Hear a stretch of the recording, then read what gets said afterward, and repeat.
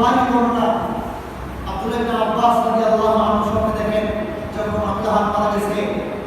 যাওয়ার পরে আব্দুল্লাহ ইবনে আব্বাস জিজ্ঞাসা করলেন আব্দুল্লাহ আল্লাহ সুবহানাহু ওয়া তাআলা কবরে আপনার সাথে কেমন আচরণ করেছেন বলুন সুবহানাল্লাহ। আব্দুল্লাহ বলে ও আব্বাস আব্দুল্লাহ ইবনে আব্বাস জেনে রাখো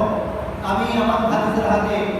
ঈমান গ্রহণ করি নাই কালিমা পড়ি নাই যদি কালিমা পড়তাম আল্লাহ আমাকে জান্নাত দিতেন তবে একটা সুখবর আমার জন্য আছে সুখবরটা হলো ওই যে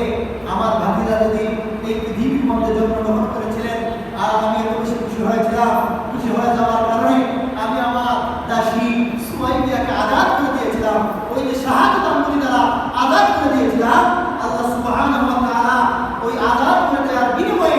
সম্পূর্ণ জাহান্নামের আযাব ছিল আল্লাহ ওই দিনের আযাবকে মাফ করে দিয়েছেন সুবহানাল্লাহ। প্যারে হাজরিন আল্লাহ সুবহানাহু ওয়া তাআলা রাসূল পাক সাল্লাল্লাহু আলাইহি ওয়াসাল্লামের শান মান এত বাড়িয়ে দিয়েছেন। দেখেন ঈমান গ্রহণ করে নাই আবু জেহেল আবু লাহাব ঈমান গ্রহণ না করার পরেও রাসূলুল্লাহর মহব্বতে ওনার দাসী সুমাইয়াকে আজাদ করে দিয়েছে।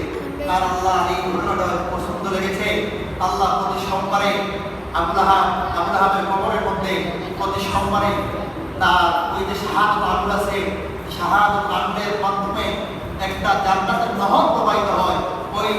আগুন মুখের মধ্যে ঢুকিয়ে দেয় আর জান্নাতের নহর তার ভেতরে যেতে থাকে আর জাহান্নামের যে আযাবগুলো ছিল সে ওই আযাব থেকে